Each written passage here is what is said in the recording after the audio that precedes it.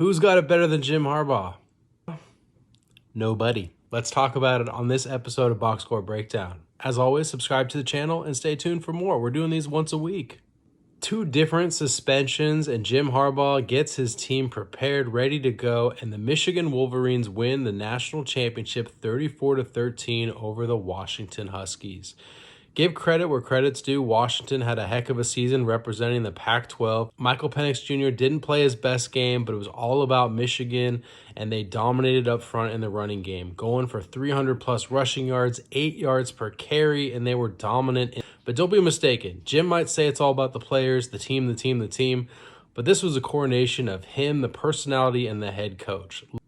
I worked with Jim Harbaugh at the 49ers, and I can say it's 100% real. People on the team, the staff, they vibe, they buy into his message to make it all about the team. And you could see this Michigan team really come together through adversity, the different suspensions for recruiting, the sign-stealing accusations, and they rallied off some big wins without Jim Harbaugh at Penn State and against Ohio State. They beat Iowa. They beat Alabama in the Rose Bowl, and then, of course, this big win against Washington.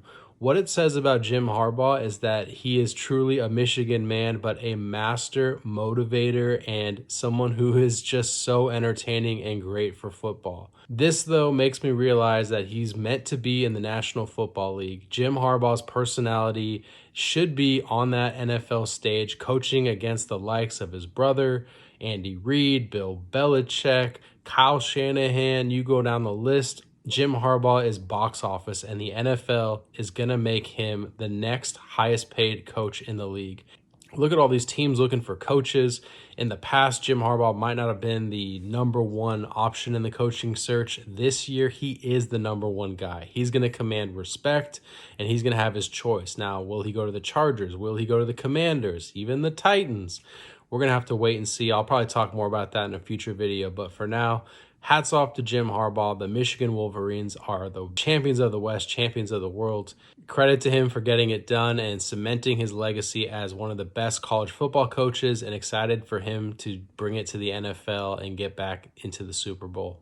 All right, let's talk about some wild card football, super wild card, starting with the Cleveland Browns going to the Houston Texans. Now, the Texans did great to win over the Colts to get in the playoffs, but I like this Browns defense. Joe Flacco probably going to turn the ball over. You know, it wouldn't surprise me if Houston wins. CJ Stroud, D'Amico Ryans, they're on the rise, but something about this Browns defense speaks to me. I think they're going to shut down Houston and win this close. Then you have Miami at Kansas City. The Dolphins are signing players off the street to rush the passer. I don't know who Patrick Mahomes is throwing to these days. He's going to have Travis Kelce and Taylor Swift in attendance. I think that's enough to get Kansas City through to this next round. Sunday, we have a trifecta starting off with Pittsburgh at Buffalo.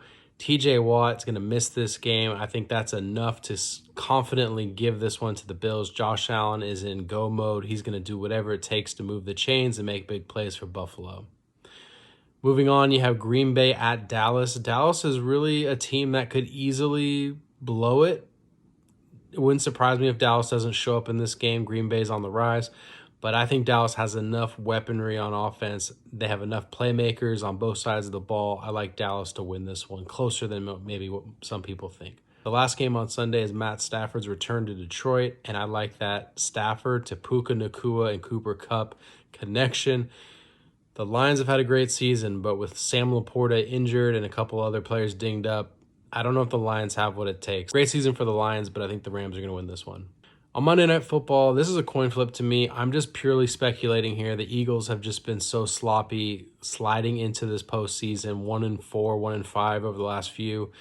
Not a good look for their team. I think Tampa Bay, somehow, some way, they're going to edge them out. They have the home field advantage. Their offense is a little suspect, but Baker Mayfield's a gamer. And Eagles lose, and I think Nick Sirianni is out, and then you're going to look for some big changes over there in Philly. Let's wrap up the show with some honorable mentions, talking about some of these coaching farewells. Artie Smith with the Falcons. Not a good run for you. A lot of first-round draft picks on playmakers that really didn't touch the ball or make a difference for your franchise. Now, will the Falcons go after Jim Harbaugh or some other famous coach? looks like they're desperate. They're willing to spend some money. I would anticipate Atlanta making a run at a big name coach. Tennessee surprisingly dismissed Mike Vrabel. Big mistake for them. Mike Vrabel is going to be one of those coaches in demand, whether it's Atlanta, Washington. He's a guy who's going to instantly upgrade your franchise. Washington says goodbye to Ron Rivera, and what's most fascinating to me is that they hire Bob Myers, former NBA general manager for the Golden State Warriors, as a consultant in this search. You know, Josh Harris with the Commanders, the owner, has some NBA roots owning the Sixers, so maybe that's the connection with Magic Johnson and Bob Myers. That makes sense. Fascinating to see what they do. Some people think Jim Harbaugh makes sense. He's an NFC, maybe more willing to be in the NFC. They have the second overall pick, but Commanders doing some interesting things there with the NBA NFL crossover in the front office. I'm going to be brief on this. Let's just say Aaron Rodgers is a hot mess right now.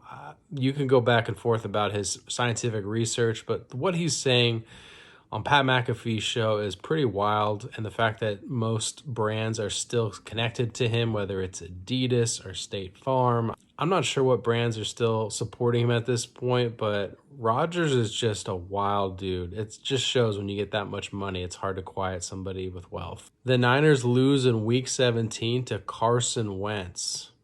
Wow. Wentz rushed 17 times for 56 yards and a touchdown, threw for 163 with 2 more touchdowns and a pick, and the Niners lost with Sam Darnold at quarterback. That's Carson Wentz and Sam Darnold at regular season prices.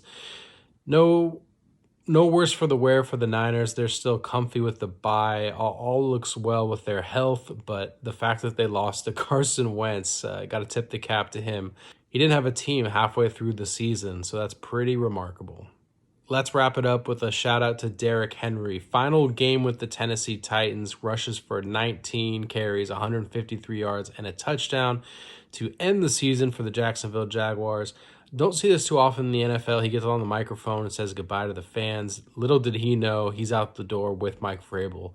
Tennessee has a full rebuild and have to figure out what to do with Will Levis. A lot to change over there. We'll see how it plays out. More to come on Box Score Breakdown. Let's get into the picks and see how I did. And thank you, of course, for supporting all season long. And let's stay with it through the playoffs. Take care.